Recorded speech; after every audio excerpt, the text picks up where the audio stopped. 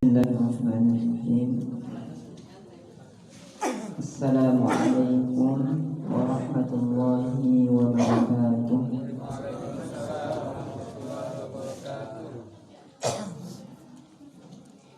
Alhamdulillahi rabbil alamin.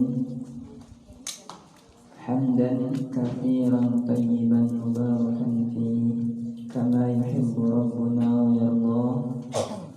Allahumma salli ala nabiyyina Muhammadin wa ala alihi wa sahbihi ajma'in, amma ba'du. Alhamdulillah, pada yang kita muliakan Shahibul Bait, Yayasan Pendidikan Islam Al-Falah, ada orang tua kita Bapak Dede, kemudian Bapak Abdul Fadli dan keluarga, serta para ikhwan dan akhwat sekalian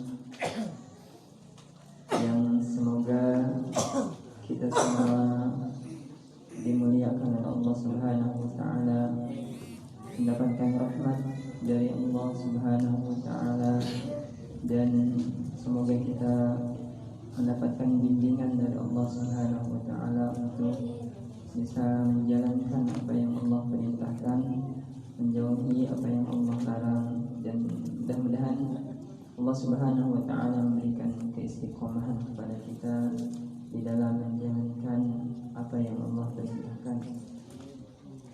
Alhamdulillahirabbil alamin, kita bersyukur kepada Allah Subhanahu wa taala. Di siang hari ini Allah Subhanahu wa taala masih memberikan kita kesempatan. Allah masih memberikan kita berbagai kenikmatan yang tentunya kenikmatan yang Allah berikan kepada kita, kenikmatan yang Allah limpahkan kepada kita, tentu tidak ada bandingannya, tidak ada kalanya, tidak ada yang bisa menghitung kenikmatan yang Allah berikan kepada kita. Allah Subhanahu wa taala sendiri yang menyatakan di dalam Al-Qur'an, wa in ta'uddu ni'matallahi la tuhsuha. Jika kalian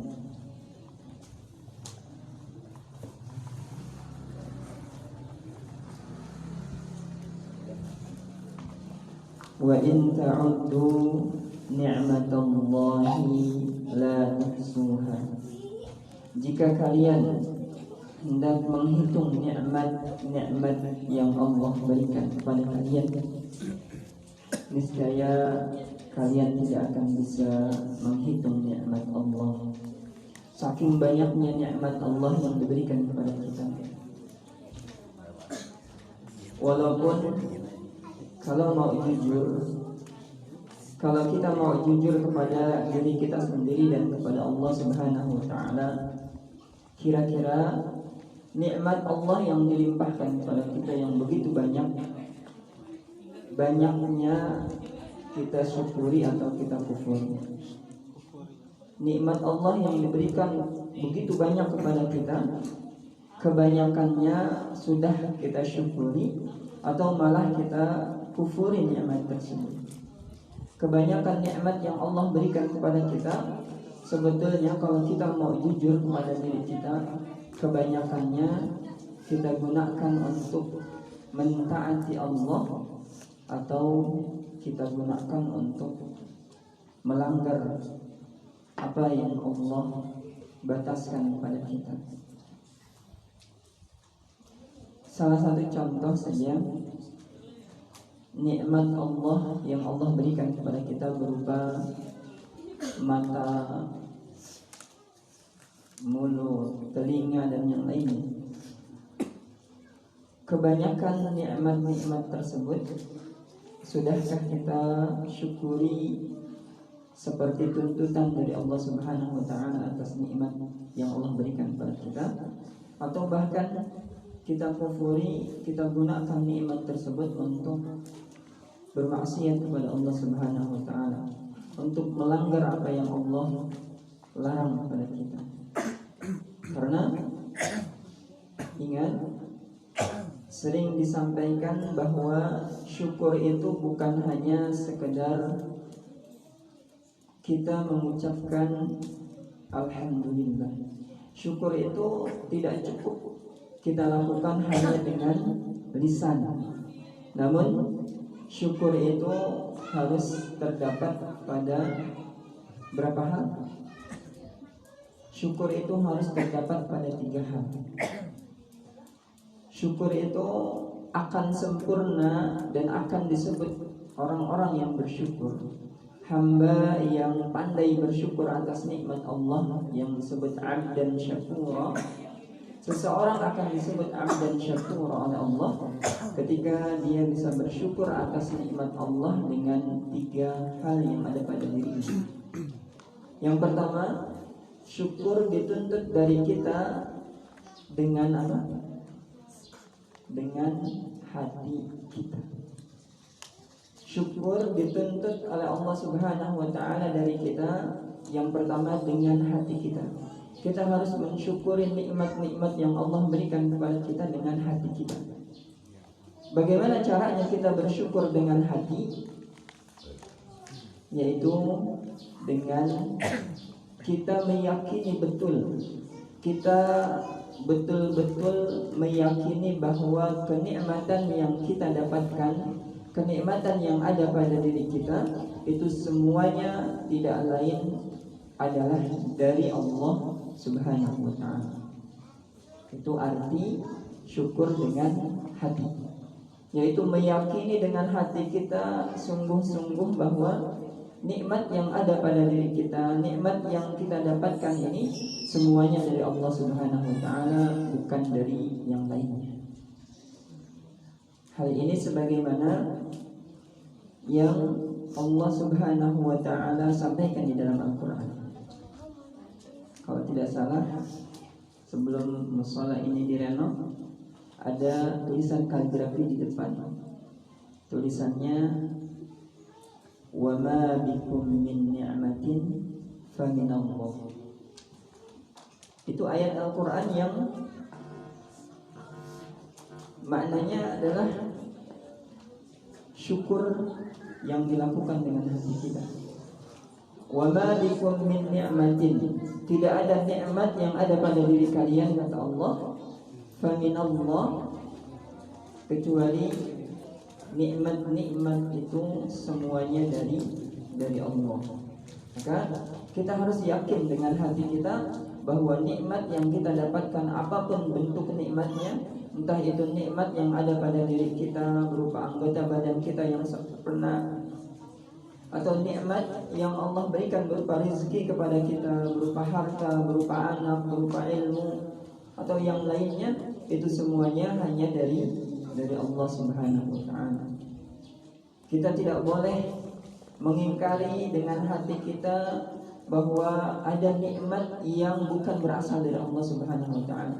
Atau bahkan mungkin ada yang berpikiran seperti Qarun, yang menyatakan bahwa nikmat yang dia dapatkan itu adalah hasil dari kerja kerasnya. Nikmat yang ada pada dirinya berupa banyaknya harta, dia katakan ini adalah hasil dari ilmu yang saya miliki. Saya dapat harta ini, kata Qarun, karena saya punya ilmu, karena saya jago berbisnis, karena saya pandai berniaga.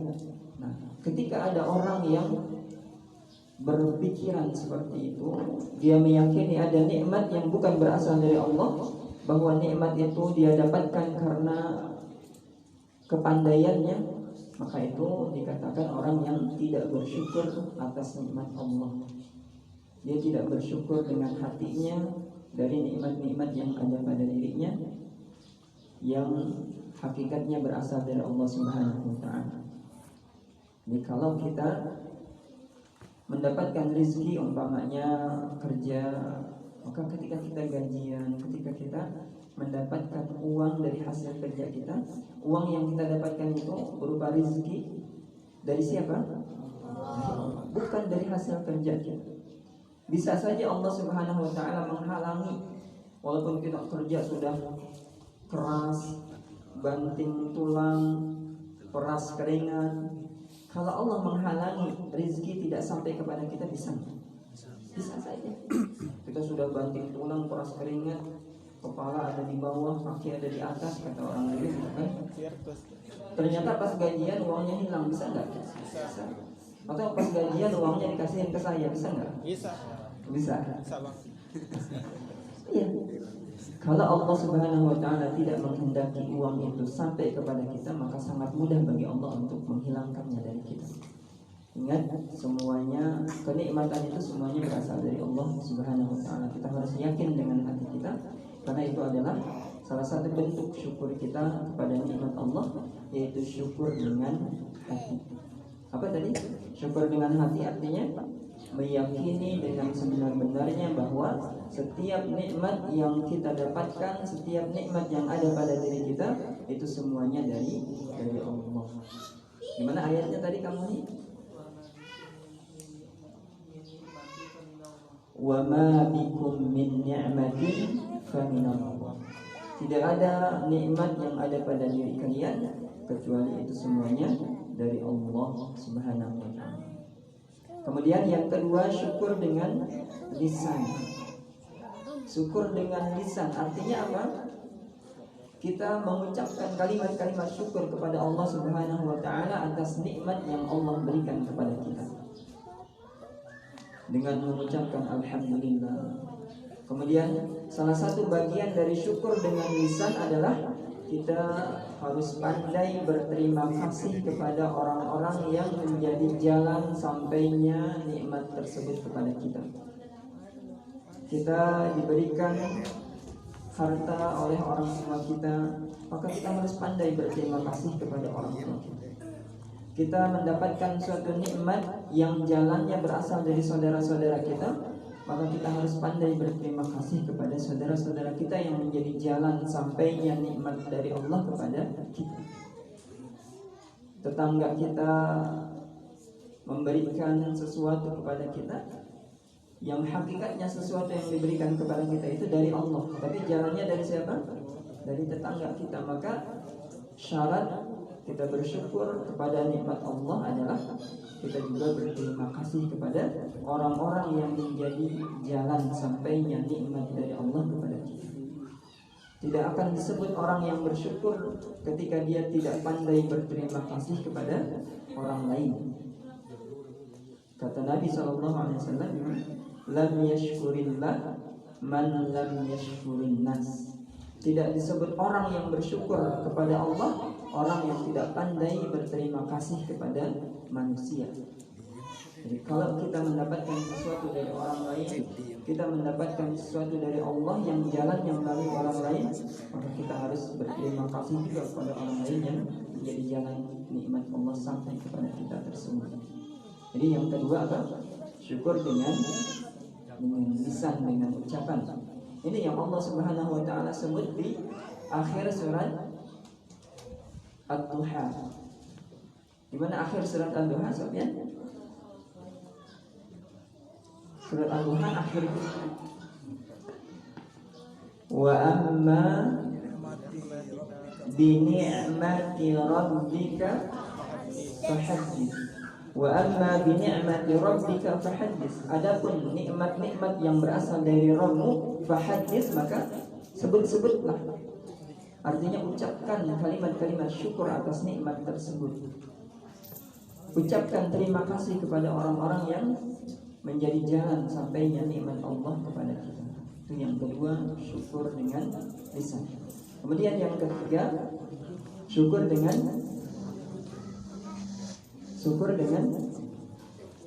perbuatan.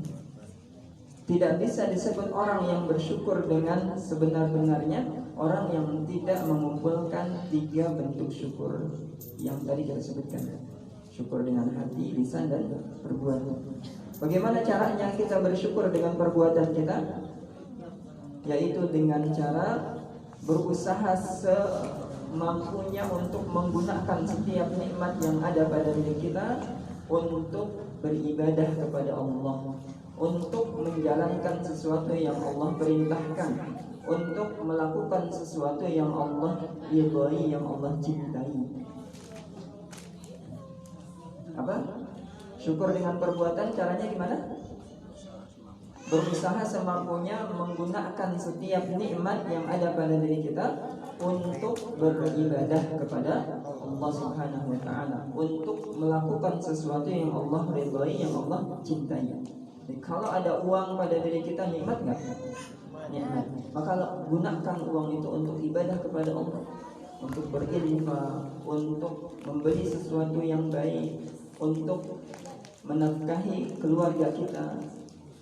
Maka tidak disebut orang yang bersyukur ketika nikmat yang ada pada dirinya dia gunakan untuk sesuatu yang Allah benci. Ketika nikmat ada pada dirinya, dia gunakan nikmat itu untuk bermaksiat kepada Allah. Ada uang digunakan untuk membeli sesuatu yang haram. Ada uang digunakan untuk melakukan sesuatu yang dibenci oleh Allah. Maka orang yang seperti itu tidak disebut bersyukur atas nikmat yang Allah berikan. HP kita ini nikmat nggak sih? Punya HP? Maka gunakan HP ini untuk sesuatu yang Allah cintai, untuk sesuatu yang Allah ridhoi, untuk ibadah kepada Allah. Jangan digunakan untuk hal-hal yang dibenci oleh Allah Subhanahu wa taala, karena hakikat syukur itu kata para ulama, asyukru huwa sarful 'abdi jami'a ma an'ama Allahu ila ma khuliqa li ajlihi. Syukur itu adalah seorang hamba berusaha menggunakan nikmat yang Allah berikan kepadanya untuk tujuan dia diciptakan oleh Allah. Apa tujuan manusia diciptakan oleh Allah? Untuk beribadah kepada Allah. Maka syukur itu hakikatnya adalah seorang hamba menggunakan setiap nikmat yang Allah berikan kepadanya untuk beribadah kepada Allah, untuk melakukan sesuatu yang Allah ridhai dan yang Allah cintai. Itu arti dari syukur. Maka setiap nikmat yang ada pada diri kita, kita berusaha gunakan untuk apa yang Allah cintai. Kita berusaha agar tidak menggunakan nikmat yang ada pada diri kita untuk sesuatu yang Allah benci.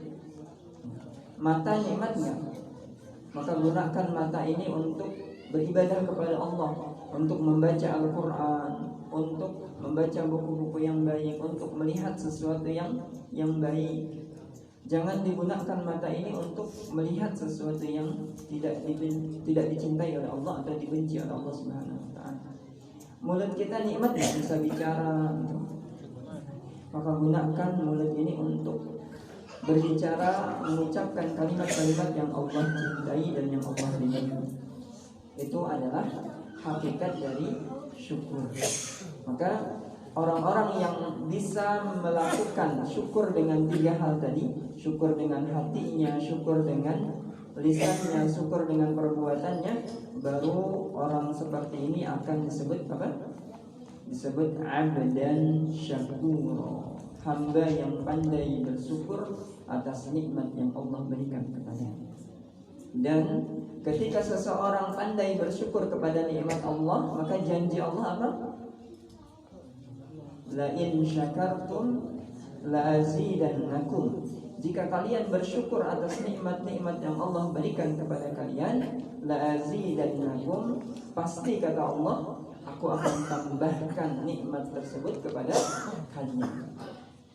Ingat, tambahan nikmat dari Allah kepada orang-orang yang bisa bersyukur itu adalah suatu kepastian yang tidak bisa diragukan. Ingat, tambahan nikmat yang Allah janjikan kepada orang-orang yang bersyukur itu adalah kepastian. Itu adalah janji Allah yang tidak akan meleset dan tidak akan diragukan. Kenapa? Sering kita sampaikan, kalau kita pernah belajar bahasa Arab, pernah belajar bahasa Arab kan? Pernah. Belum lulus ya? Belum lulus bahasa Arab. Iya, kalau kita belajar bahasa Arab, kalimat la azidannakum sebagai fiil jawab dari kata lain, dari kata in. In itu disebut huruf syarat, ada jawabnya. Nah, la azidannakum sebagai fiil jawab dari kata in adalah fiil yang menggunakan dua macam taukid sekaligus di dalamnya.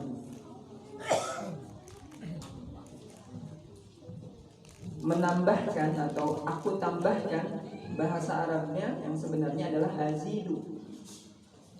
Azidu itu aku akan tambahkan. Tapi kalimatnya gimana tadi? La azidanna. Ada tambahan la di depan dan ada tambahan nun yang ada tasydid di belakang. La di depan itu disebut taukid. Nun tasydid di belakang itu disebut taukid. Taukid itu artinya penguatan, kepastian yang tidak bisa diragukan. Dalam kalimat ini Allah Subhanahu wa taala menggunakan dua macam taukid sekaligus di depan dan di belakang. Maka ini adalah suatu janji Allah yang tidak bisa diragukan oleh kita. Maka yakin betul ketika ada seseorang yang bisa bersyukur atas nikmat yang Allah berikan, pasti Allah akan tambahkan nikmat tersebut kepada orang yang bersyukur tadi. Pertanyaannya, kalau kita saya udah syukur tapi kok nggak tambah nikmatnya, berarti ada yang kurang dari syukurnya. Karena kalau orang yang disebut bersyukur, ya dia sempurna syukurnya, syukur dengan tiga hal tadi, maka Allah akan pasti tambahkan. Kalau belum Allah tambahkan, berarti ada yang belum sempurna dari syukurnya. Mungkin syukurnya baru dengan lisan, alhamdulillah, alhamdulillah, tapi hatinya masih merasa bahwa nikmat yang dia dapatkan itu hasil dari keringatnya, hasil dari usahanya. Belum yakin bahwa itu adalah hanya dari Allah. Mungkin perbuatan atau nikmat yang Allah berikan kepadanya masih dia gunakan untuk sesuatu yang haram, untuk sesuatu yang tidak diridhoi oleh Allah, untuk sesuatu yang dibenci oleh Allah, sehingga Allah belum mengkategorikan dia, belum menggolongkan dia sebagai orang-orang yang bersyukur dengan sebenar-benarnya, maka belum Allah tambahkan nikmat. Maka insya Allah kalau kita bisa bersyukur dengan sebenar-benarnya tadi, syukur dengan hati, lisan dan perbuatan, pasti Allah tambahkan nikmat. Yakin ya Pak Dede? Kalau Pak Dede bersyukur atas nikmat istri, dengan sebenar-benarnya Allah tambahkan istrinya.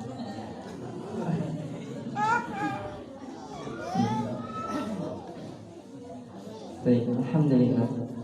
Mudah-mudahan kita dibimbing oleh Allah Subhanahu wa taala untuk menjadi orang-orang yang bersyukur, menjadi abdan syakura, bersyukur dengan hati kita, lisan kita dan perbuatan.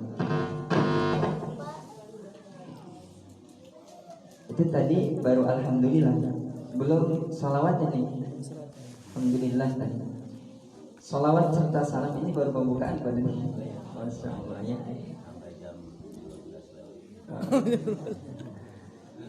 Salawat serta salam semoga Allah curahkan kepada baginda kita yang mulia Nabi Muhammad sallallahu alaihi wasallam. Dan mudah-mudahan kita semua di sini adalah orang-orang yang berusaha betul-betul mencintai Rasulullah sallallahu alaihi wasallam. Makanya cinta enggak sama Rasulullah? Insyaallah. Orang kalau dia mengaku beriman, dia harus cinta kepada Rasulullah sallallahu alaihi wasallam.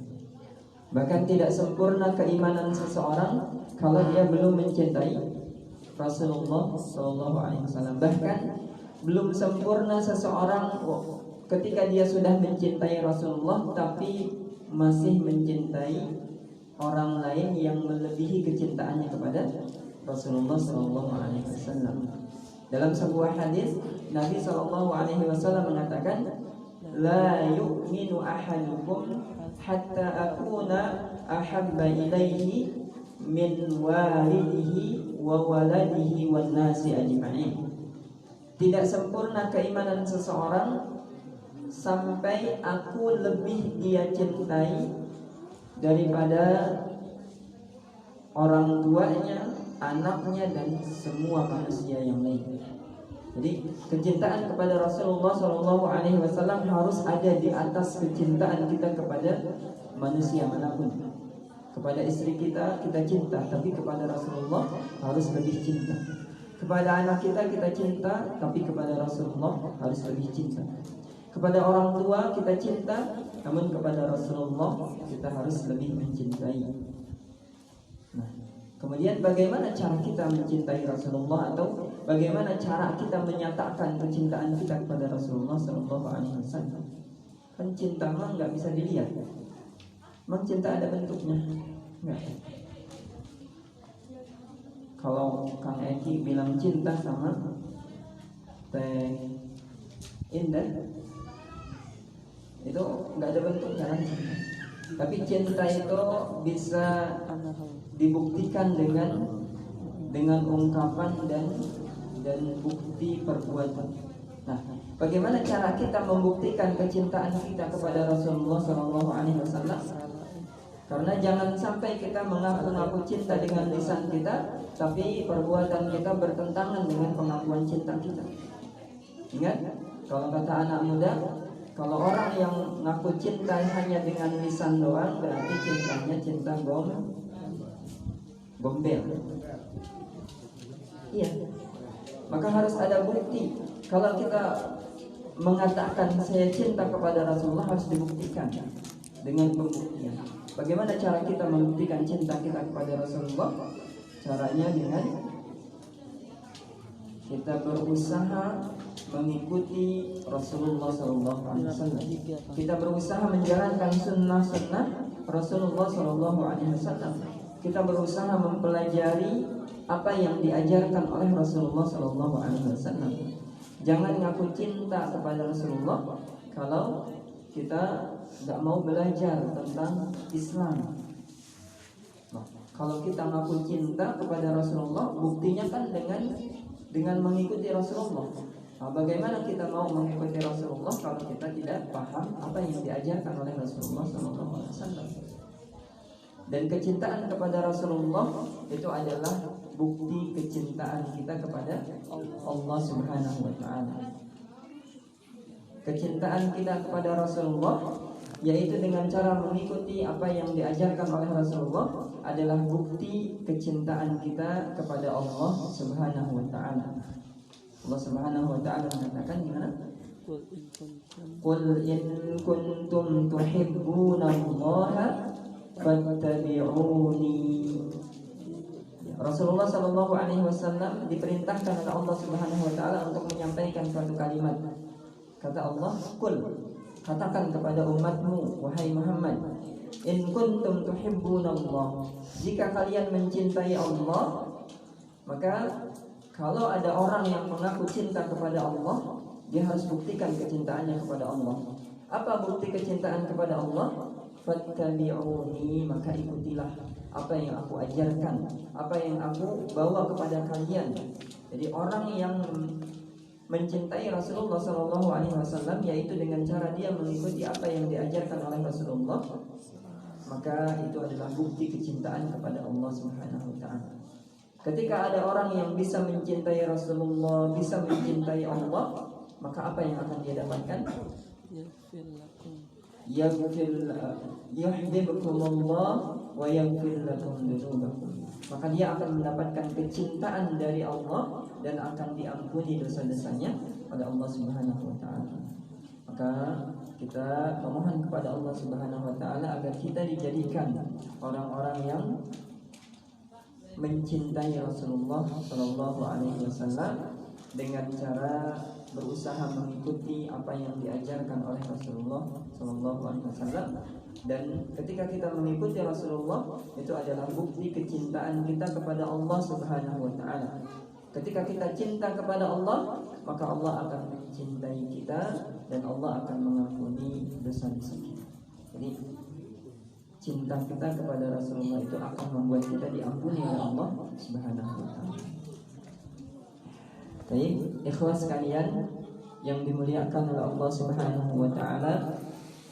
Di hari ini seperti biasa di awal bulan, di pekan pertama atau akhir pertama setiap bulan, kita ada kajian bulanan Majelis Irsyadul Ummah yang alhamdulillah hari ini kita bertempat di Masjid Al-Istiqamah Pondok Pesantren Al-Falah di bawah Yayasan Pendidikan Islam Al-Falah Tapos. Alhamdulillah di sini ada sesepuh yayasan Bapak Dede Syatibi. Mudah-mudahan Allah Subhanahu wa taala menjaga beliau dan berikan bimbingan kepada beliau. Dan seperti biasa kajian bulanan kita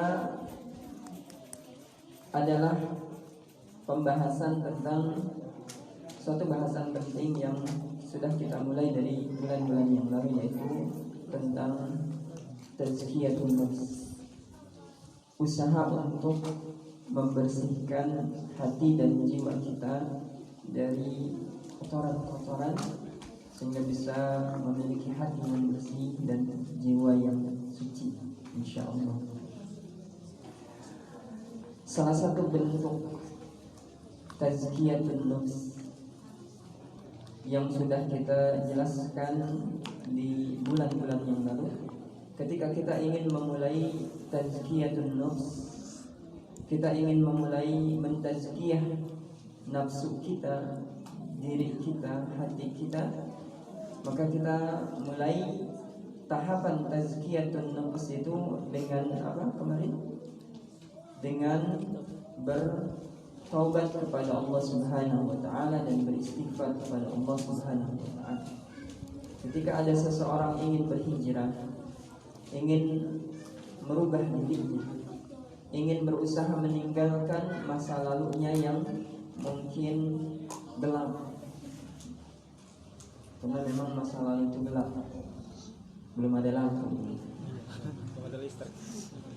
Ketika dia ingin meninggalkan masa lalunya yang kelam, yang gelap, yang suram, yang nggak ada jentrungannya, dia ingin berubah menjadi orang yang memiliki masa depan yang terang, memiliki jiwa yang bersih, dia ingin berhijrah kepada Allah Subhanahu wa taala, maka hal yang pertama yang harus dia lakukan adalah berusaha bertaubat kepada Allah Subhanahu wa taala, beristighfar kepada Allah Subhanahu wa taala, yaitu dengan cara sebisa mungkin di dalam hatinya dia masukkan penyesalan atas perbuatan-perbuatan salah yang pernah dia lakukan di masa lalu.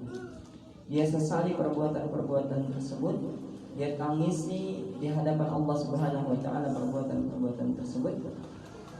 Kemudian dia berusaha untuk meninggalkan perbuatan itu.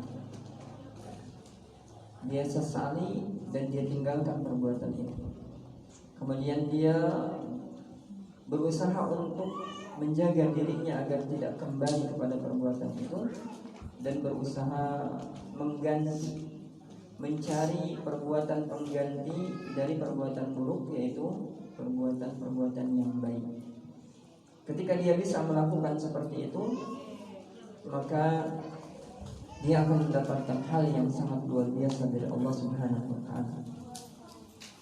Jika ada orang yang bisa bertaubat dari perbuatan buruk yang pernah dia lakukan, coba, perbuatan buruk itu akan mengakibatkan apa? Dosa. Dosa di akhirat nanti akan mengakibatkan apa? Siksaan dari Allah Subhanahu wa taala berupa nerakanya Allah.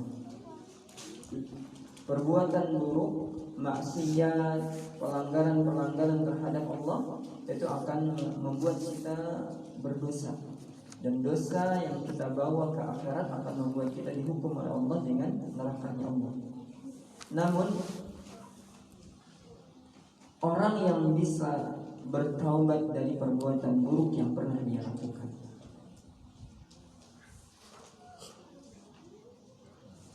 bukan dia akan disiksa oleh Allah Subhanahu wa taala.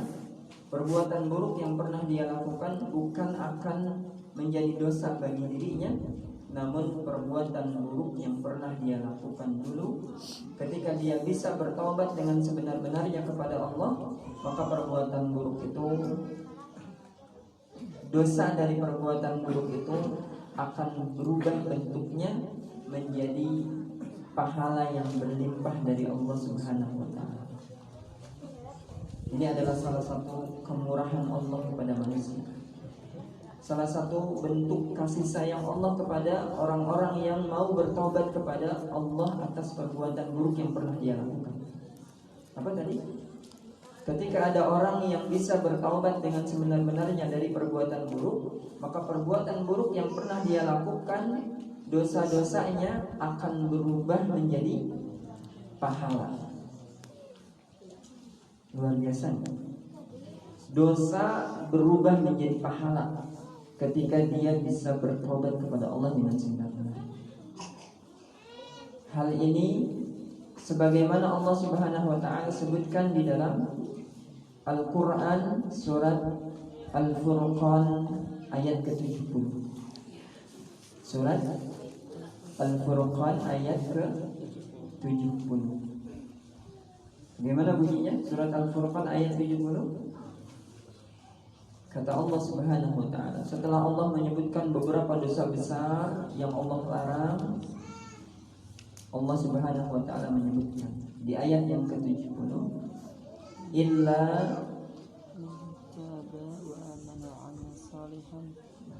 illa man taba. Orang-orang yang berbuat dosa-dosa besar itu, kata Allah, akan disiksa oleh Allah, akan dihinakan oleh Allah, akan ditempatkan di neraka dalam keadaan hina. Illa man taba, kecuali orang-orang yang bisa bertaubat atas perbuatan-perbuatan buruk, atas dosa-dosa, bahkan dosa-dosa besar yang pernah dia lakukan. Kemudian wa amana, kemudian setelah dia bertaubat, dia berusaha untuk memperbaiki keimanannya. Dia berusaha untuk menjadi orang-orang yang betul-betul beriman kepada Allah Subhanahu wa Ta'ala. Kemudian wa amila amalan salihan, dan dia berusaha untuk mengganti perbuatan-perbuatan yang dulu pernah dia lakukan dengan amal-amal soleh. Dia berusaha memperbaiki dirinya, dia berusaha memperbaiki amalan-amalannya. Kemudian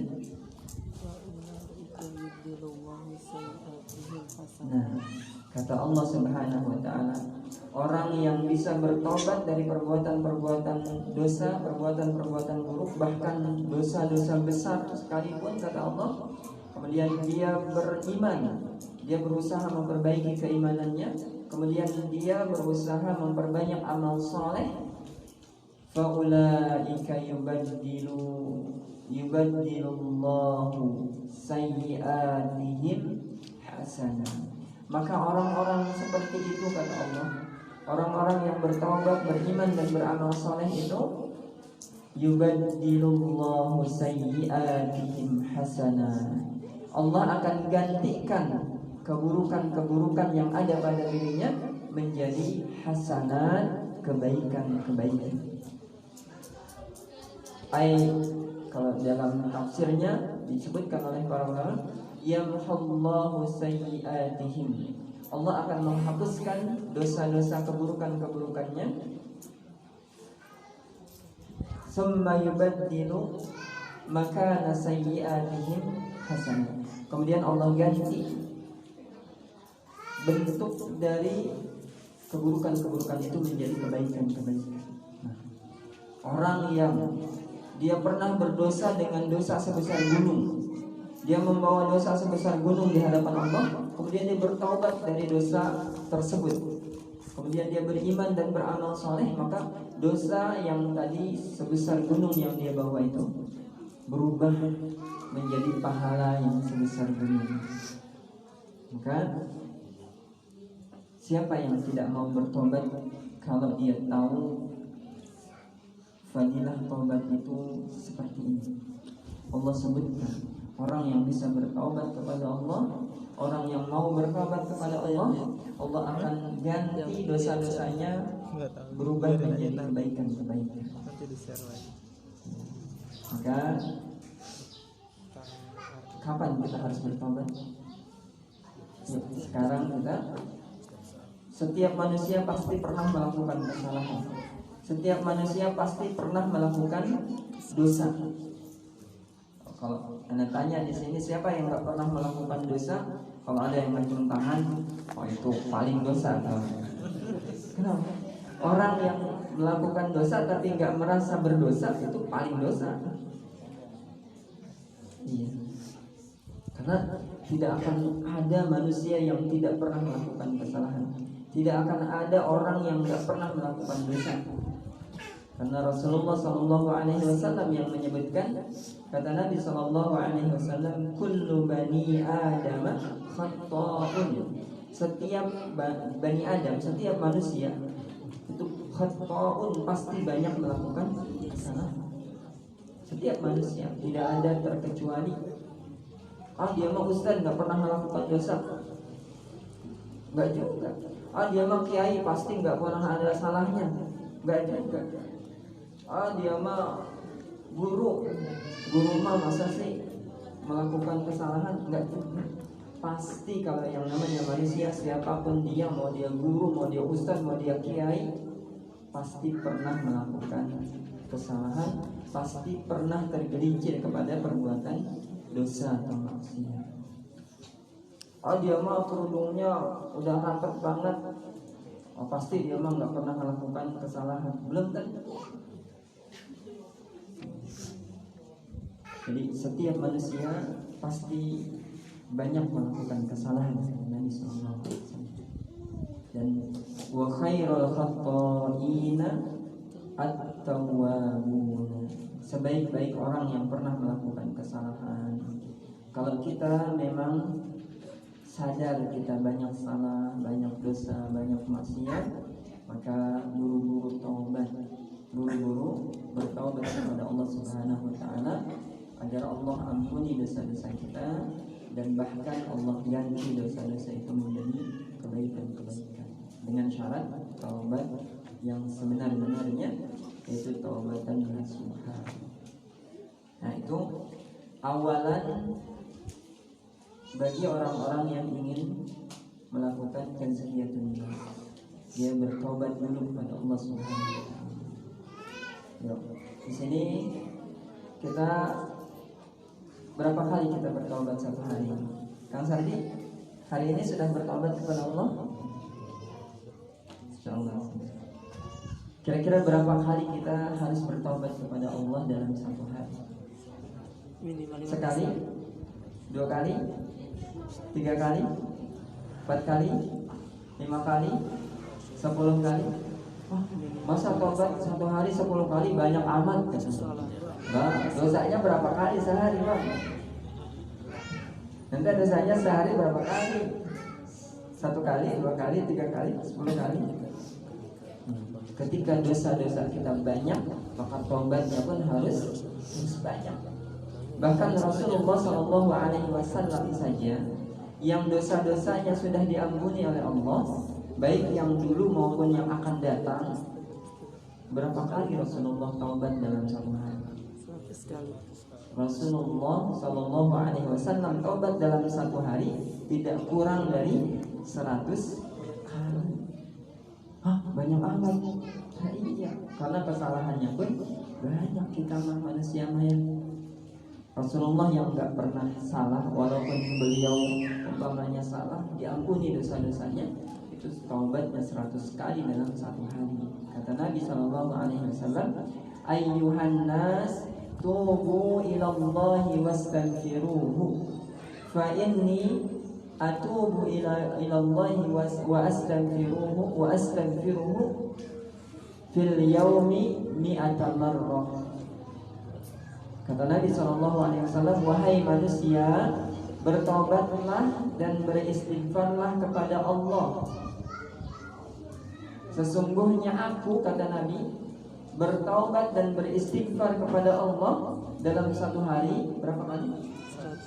Mi'ata marrah, 100 kali. Nabi saja taubatnya 100 kali. Kita yang setiap jam melakukan kesalahan, setiap saat melakukan dosa, taubat 10 kali aja udah kebanyakan, katanya. Ya, Nabi aja 100 kali sehari itu masih kurang. Berarti kita harusnya berapa kali? Banyak. Ini bertobat kepada Allah sebanyak-banyaknya. Bagaimana cara bertobat? Tobat itu intinya apa sih? Tobat itu intinya menyesali perbuatan dosa. Jadi kalau kita pernah melakukan dosa, jangan bangga, jangan merasa biasa saja. Udah melakukan dosa, bilangnya be aja gak mau. Jangan merasa biasa aja kalau melakukan dosa. Jangan merasa bangga ketika melakukan dosa. Tapi harus menyesal, harus merasakan perih di hati ketika kita terlanjur melakukan dosa. Karena inti dari taubat itu adalah penyesalan.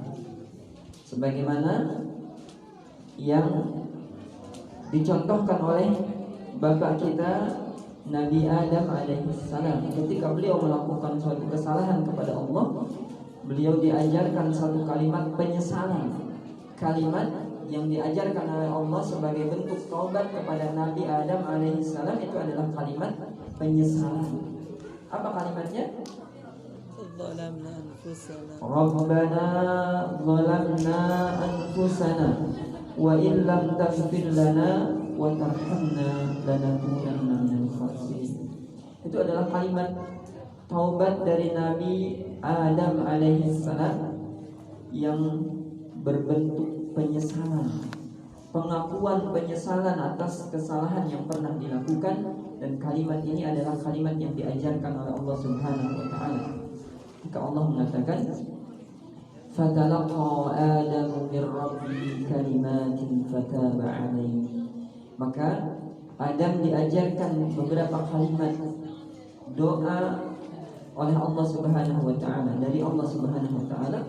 Kemudian Allah ampuni, Allah terima taubat Nabi Adam dengan kalimat tersebut. Kalimatnya apa? Rabbana zalamna anfusana wa in lam taghfir lana wa tarhamna lanakunanna minal khasirin. Itu adalah kalimat penyesalan dari Nabi Adam kepada Allah atas dosa yang pernah dilakukan atau kesalahan yang pernah dilakukan. Maka inti dari taubat itu adalah penyesalan. Maka kita berusaha untuk menyesali setiap keburukan-keburukan yang pernah kita lakukan, berusaha untuk menyesali kesalahan-kesalahan yang kita lakukan setiap hari, setiap saat. Kemudian berusaha untuk memohon ampun kepada Allah atas perbuatan buruk tersebut. Jadi kalau kita salah, jangan bangga, jangan biasa aja, harus menyesal. Itu yang pertama. Kemudian bagaimana agar kita bisa banyak bertobat kepada Allah? Yuk, Kang Eki, supaya kita banyak tobat, kira-kira caranya gimana? Gimana caranya supaya kita banyak tobat sama Allah? Kan kita sering lupa nih. Hari ini aja mungkin ada yang belum tobat ya sama Allah. Ada yang belum menyesal atas perbuatan buruk yang pernah dilakukan. Pak Halim tadi baca astagfirullah wa atubu ilaih, astagfirullah wa atubu ilaih, gak zikir pagi 100 kali kan zikir pagi. Ya, anak-anak di sini kalau zikir pakai speaker, baca astagfirullah wa atubu ilaih, astagfirullah wa atubu ilaih 100 kali. Itu adalah kalimat ucapan istighfar dan taubat. Tapi taubatnya sendiri penyesalan. Nah, gimana caranya supaya kita banyak bertaubat? Gimana Kang Sari kira-kira? Tipsnya supaya banyak taubat gimana? Supaya kita ingat taubat terus, supaya kita banyak taubat karena kita banyak salah, supaya kita nggak bangga dengan kesalahan yang kita lakukan, supaya kita nggak merasa B aja kalau kita melakukan kesalahan. Gimana Kang Lela?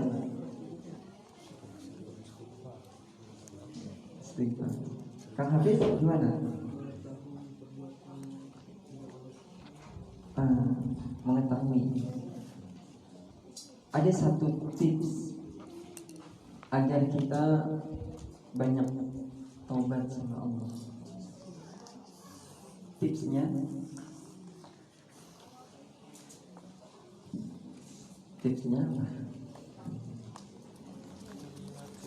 Tipsnya gini. Kata Nabi SAW, dan ini saya pernah dapat pelajaran ini waktu SMA, ketika saya jawab soal bahasa Inggris. Tiba-tiba jawaban soal bahasa Inggris saya itu betul semua. Harusnya guru bahasa Inggrisnya bilang very good gitu ya, atau mumtaz, atau bravo gitu, atau yang lain kalimat-kalimat. Tapi guru bahasa Inggrisnya malah nulis catatan bukan very good, padahal betul semua. Saya dibilangnya apa? Ingatlah kematian. Jadi salah satu tips agar kita banyak taubat kepada Allah adalah memperbanyak ingat mati.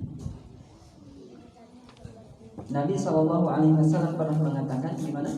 Wa aktsiru hadhihi min ladzat. Aktsiru dzikra hadhihi min ladzat. Kata Nabi SAW dalam sebuah hadis, beliau mengatakan aktsiru dzikra hadhihi min ladzat. Perbanyaklah, banyak-banyaklah kalian mengingat penghancur kelezatan. Apa penghancur kelezatan yang dimaksud? Yang diperintahkan oleh Rasulullah SAW untuk banyak diingat. Jadi kalau mau banyak ingat, jangan banyak ingat utang. Tapi harus diingat juga, jangan dilupain ya. Yang diperbanyak diingat, yang diperintahkan oleh Nabi bukan si Anwan, tapi Nabi SAW memerintahkan kita untuk aktsiru dzikra hadhil ladzat, ai al-maut. Perbanyaklah kematian. Perbanyaklah ingat kematian. Dan di dalam sebuah keterangan disebutkan, orang yang cerdas itu adalah orang yang paling banyak mengingat. Al-kayyisu, orang yang cerdas itu, kata Nabi SAW dalam sebuah hadis, walaupun hadisnya ini dikatakan tidak sahih.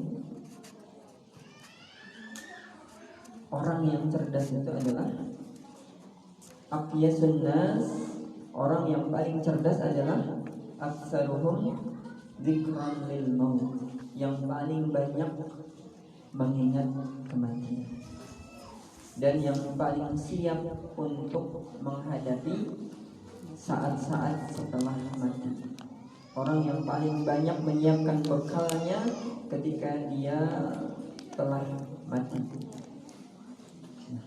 Coba kalau kita ingat mati,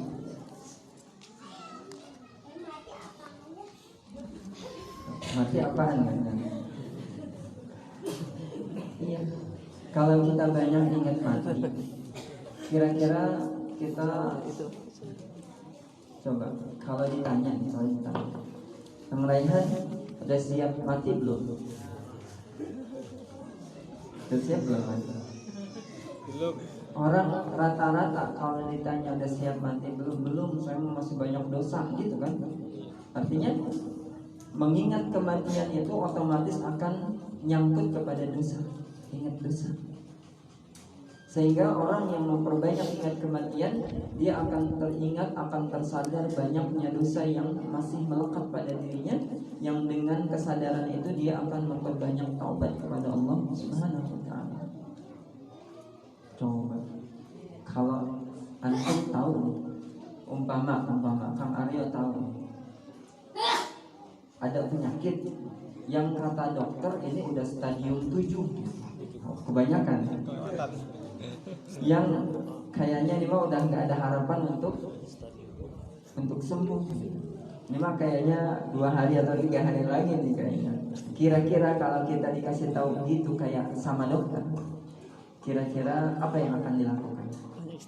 Banyak obat, yakin benar. Iya, nggak mungkin udah dikasih tahu ini mah 3 hari lagi jalan-jalan ke taman mini gitu, nggak mungkin kayaknya. Pasti akan memperbanyak taubat kepada Allah.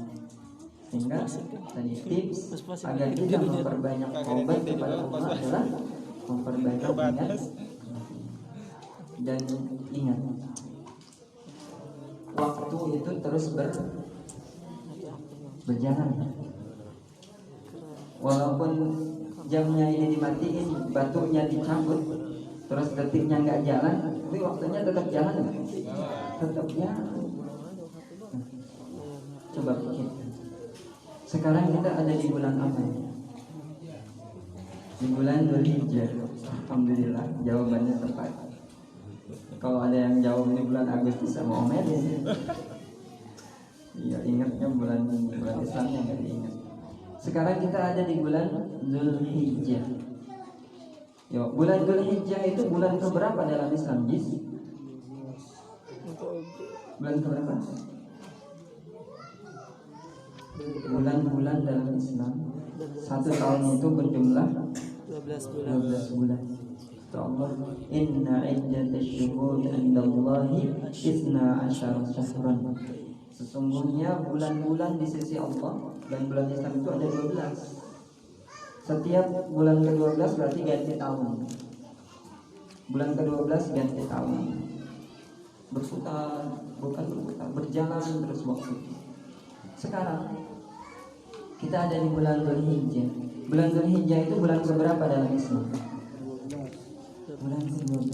Berarti bulan terakhir ya? Bulan terakhir yang setelah bulan ini selesai, tahun ini akan selesai, kita ganti tahun yang akan datang. Sekarang kita lihat di tahun 1441 Hijriyah.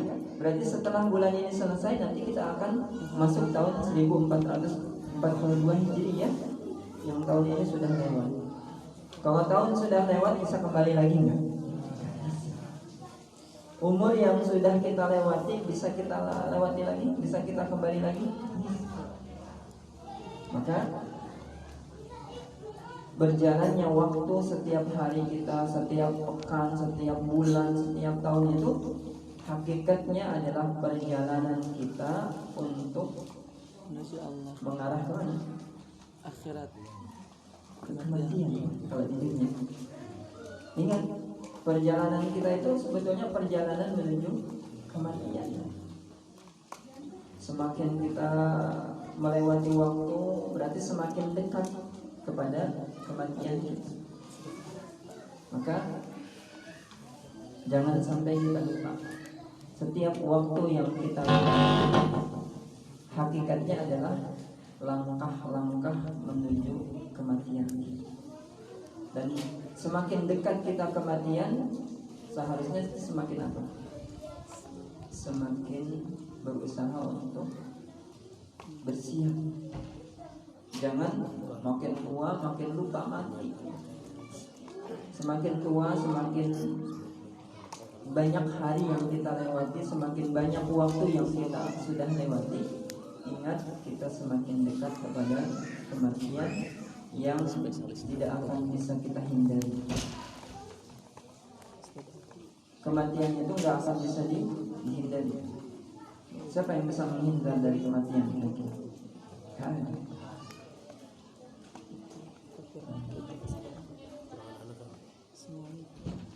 Kata Allah Subhanahu wa ta'ala, "Qul innal mauta alladhi tafirruna minhu fa innahu mulaqikum." Sesungguhnya kematian yang kalian berusaha untuk menghindar. Ada orang sakit berobat. Kenapa dia sakit berobat? Takut mati. Ada orang takut naik motor, takut kecelakaan. Kenapa takut kecelakaan? Takut mati. Ada orang yang melihat ular takut. Kenapa dia takut? Takut mati sih itu. Takut dipatok. Kalau dipatok mati. Berarti semuanya takut mati. Nah, kematian yang kalian takuti, yang kalian menghindar darinya, kata Allah, fa innahu mulaqikum. Sungguhnya kematian itu pasti akan datang kepada kalian,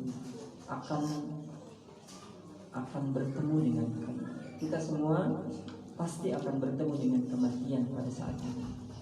Dan semakin banyak hari kita lewati, berarti semakin dekat kematian kita.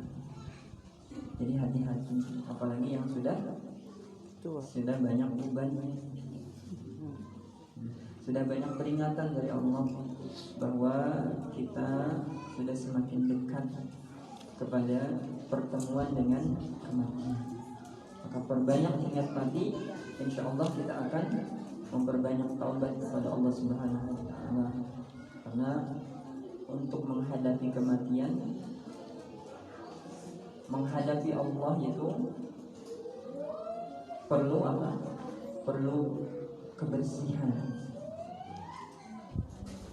Agar kita bisa selamat ketika menghadap Allah, syaratnya adalah kita harus bersih dari apa?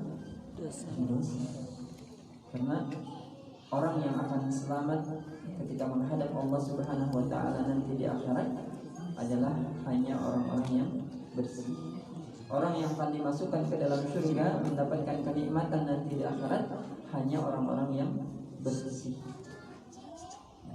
Dan Allah itu apa? Allah itu maha bersih. Kita sering mengucapkan apa? Maha suci Allah. Bahasa Arabnya gimana? Subhanallah. Maha suci Allah. Dan Allah itu suci, pasti tidak akan mau dekat-dekat kecuali dengan yang suci. Allah itu maha bersih, tidak akan mau menerima kecuali orang-orang yang bersih. Logikanya gimana? Coba, kalau ada kita sudah bersih, sudah mandi mau sholat Jumat, kita sudah mandi, sudah pakai baju putih bersih, sudah pakai harum-haruman, sudah bersih. Terus ada anak kita yang baru pulang dari sawah main lumpur, datang ke kita, mau nabrak kita, mau meluk kita, kira-kira gimana? Kita sudah bersih, sudah mandi, sudah pakai baju putih, sudah pakai wangi-wangian, mau berangkat sholat Jumat. Ada anak kita baru main lumpur di sawah, datang ke kita, mau meluk kita, kira-kira diapain sama kita? Diterima nggak? Dipeluk nggak? Udah bersih. Kalau mau suruh apa dulu? Suruh bersih, mandi dulu, bersihin dulu, pakai baju yang rapi, baru diterima, baru digendong, diajak ke masjid. Nah, seperti itu. Allah Subhanahu wa Ta'ala itu Tayyib, maha bersih. Allah Subhanahu wa Ta'ala itu Kudus, maha suci. Bahkan kita sering berzikir dengan kalimat Subhanallah, maha suci Allah. Maka seharusnya zikir kita Subhanallah itu membuat kita sadar bahwa Allah yang maha suci tidak akan mungkin mau menerima kita kecuali kita dalam keadaan suci ketika menghadap Allah Subhanahu wa Ta'ala. Nah, untuk bersuci, untuk kita bisa mencapai kesucian ketika menghadap Allah, maka harus bersih dari dosa dengan cara bertaubat kepada Allah Subhanahu wa Ta'ala. Perbanyak taubat. Dan salah satu tips untuk kita bisa memperbanyak taubat adalah perbanyak ingat kematian. Setiap saat, setiap hari, setiap pekan, setiap tahun kita sedang mengarah berjalan kepada kematian yang kita tidak berhenti. Kita tidak bisa berhenti dari perjalanan itu. Setiap saat perjalanan itu terus berjalan. Walaupun kita tidur, tetap waktu itu berjalan, tetap kita akan mendekati kematian. Umur kita setiap hari berkurang hakikatnya. Jangan sampai juga dosa-dosa kita terus bertambah. Mungkin itu yang bisa disampaikan hari ini.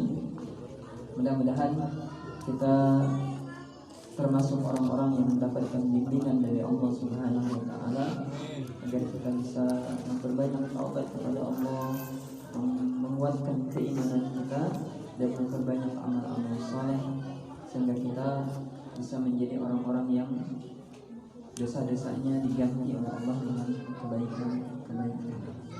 Baik, nanti kalau ada pertanyaan silahkan, tapi setelah sepatah dua patah kata dari orang tua kita, sahibul bait di sini, Bapak Dede Sakini. Insyaallah sesi pertanyaan setelah itu masih ada waktu kurang lebih 30 menit, 35